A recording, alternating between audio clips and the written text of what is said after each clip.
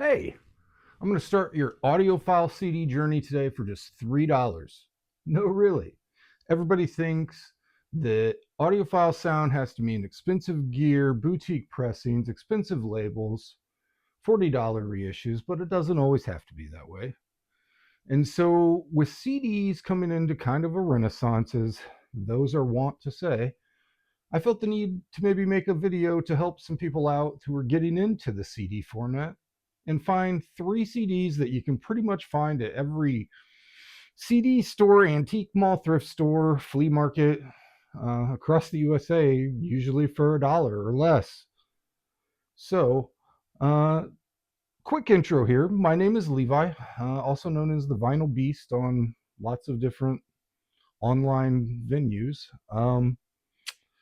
I started collecting physical music as a kid, first with cassettes, and then onto vinyl when I was 13, pretty heavy, and I'm in my mid 40s now. And so, like most people at some point, in the 90s or 2000s, I got rid of most of my CDs, kept my vinyl, but didn't keep really any of my original CDs that I had bought back in the day. And so the funny part is, I guess, in the late 2010s, early 2020s, the vinyl boom had came on, and was hot and heavy. And so everybody was, kind of spending dumb money for records, in my opinion, and records that, I have had, different iterations of this hobby, being able to come into it at a time into vinyl in the mid 90s when everybody was tossing their vinyl and didn't want it. And so I was able to build a great vinyl collection that way. And so the same thing kind of happened with CDs. In the early mid 2010s, people had dumped their whole collections, like thrift stores, antique malls, CD stores, like I mentioned. Lots of places were filled to the brim with CDs, and most were trying to get rid of them for next to nothing. And so, with the knowledge I gained from a lot of different forums online, the Steve Hoffman forum, Audio Karma, Audio Gone, different online avenues, I was able to learn a lot about CDs, their pressings, and the fact that it's just like vinyl. You can have a good mastering on a CD, and the CD will sound pretty good. Just like if you have a bad mastering on vinyl, that vinyl is going to sound bad. CDs are susceptible to the same thing. So, you know, I want to say first up front though, your mileage may vary. Rooms, ears, gear, taste, everything is subjective, and this is just what I'm hearing. Um, Before we get into the titles, real quick, I just want to say, like, CDs never sounded bad. Bad mastering sounded bad, and a lot of people wrote off CDs because of what happened later. Brick wall compression, everything getting louder, brighter, harder, all the dynamics disappearing. But that's not the format's fault. So that's a mastering choice. So to be clear, I'm not one of those people though also that thinks every early CD sounds great, because they don't. Some early 80s CDs can be pretty rough. So it's not that the format was bad, it's the source tapes and the mastering choices were all over the place in the early days. A lot of early CD releases were basically labels figuring out the format in real time. Sometimes they had the real master tapes, sometimes they didn't. Sometimes they grabbed an EQ production copy, sometimes they grabbed a safety, sometimes, and this is real, people have discovered certain CDs were basically pressed from cassette masters. So, if you're using weird production dubs and, you're grabbing a tape that's already an EQ'd compromised mess made for another format, and then you press that onto a CD, it's going to be weird, thin, harsh, lifeless. And so that is why some 80s CDs sound terrible, I think. So again, that's not CD's fault. Or I don't want people to think that's CD sound, because not all CDs sound that way. That's just bad sources. Um, One other aspect to take into mind with some of those 80s CDs is the facilities that the mastering and the production was done. You've got to take into account these are early 80s digital reverbs, choruses, delays. All these units all have a, for better or worse, a digital sheen. And so that all has a sound. And so people may say like early CDs sound cold, or all of them that I heard did, and so in my mind, that's really, they're not reacting to the format, they're reacting to the production and the mastering.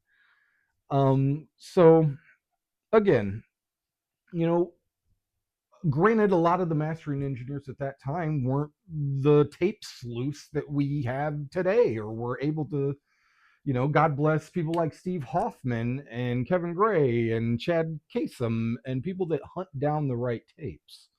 That way you have the right sounding records, CDs, reels, whatever. In the early days, a lot of labels were basically like, hey, here's a tape, transfer it, get it out.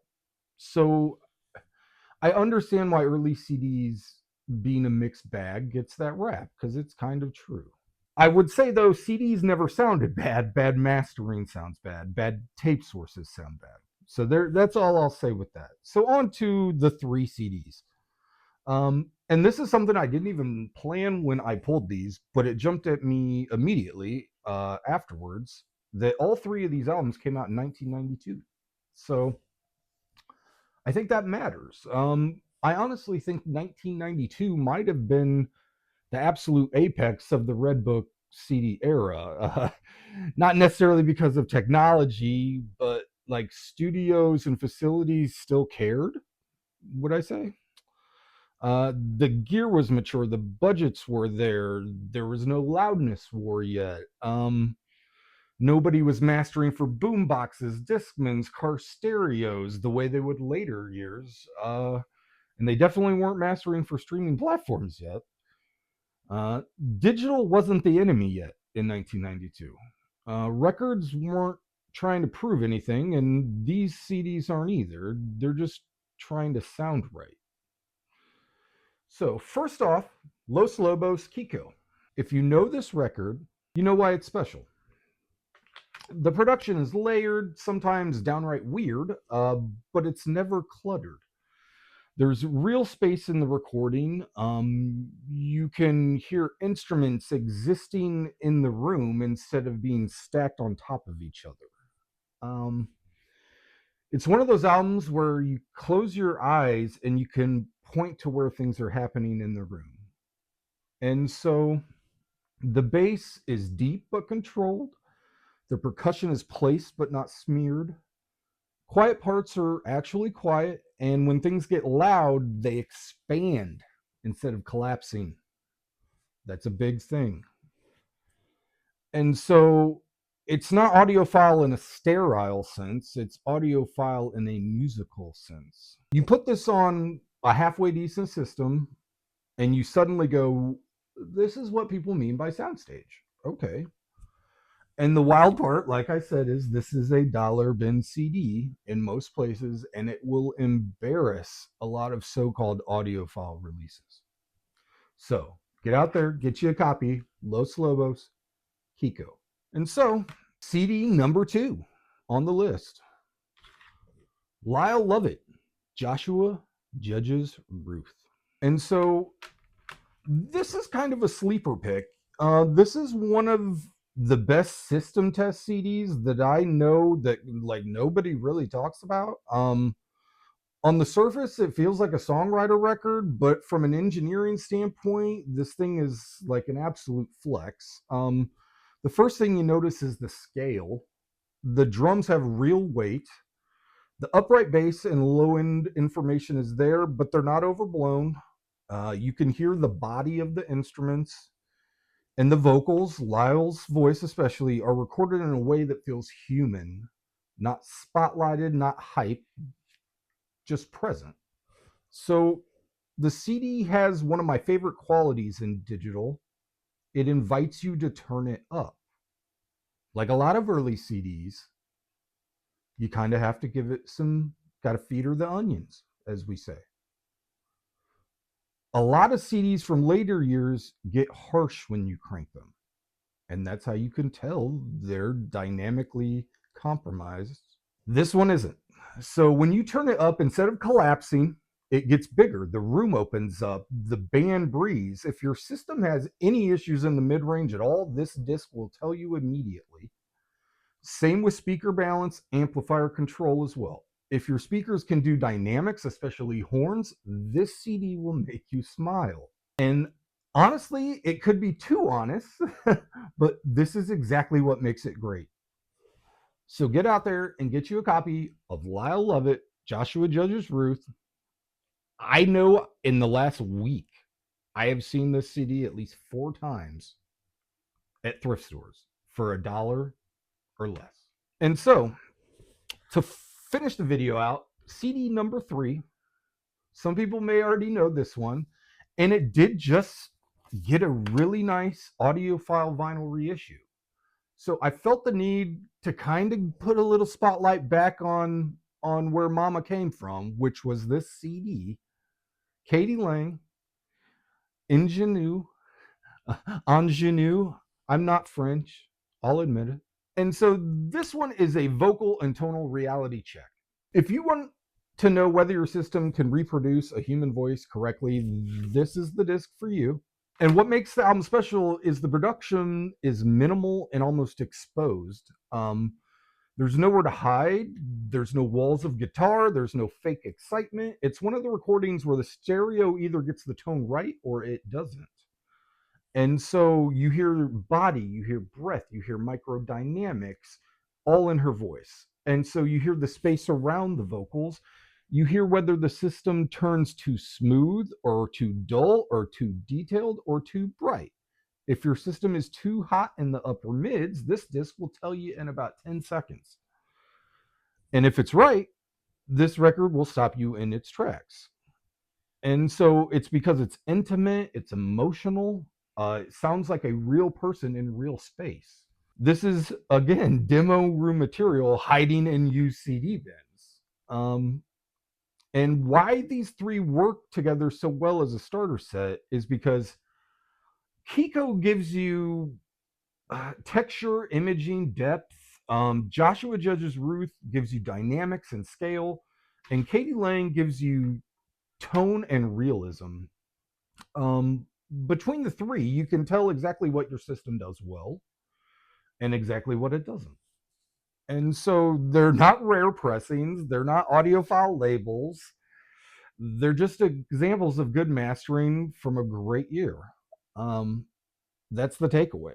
So 3 CDs, all from 1992, all $1 a piece or so, and all proof that Red Book CD, when done right, can be fantastic. So it's not nostalgia, it's just good mastering. Once you realize that, CD collecting can get dangerous in a good way because you can collect CDs intelligently. There's a tool called the Dynamic Range Database, a website that lets you check whether a CD is dynamic or crushed before you buy it. That is not the end-all be-all, but is a very good tool in telling right away if something has been severely tampered with. I may make a little video about that someday. If you want us to, shoot it down in the comments. If you like this video, I could do some more cheap bin audiophile finds. Shoot it in the comments. Let me know. If you want, check your local shop. Don't overpay for any of these CDs, guys. That's my last word of advice. And don't sleep on CDs. See you next time.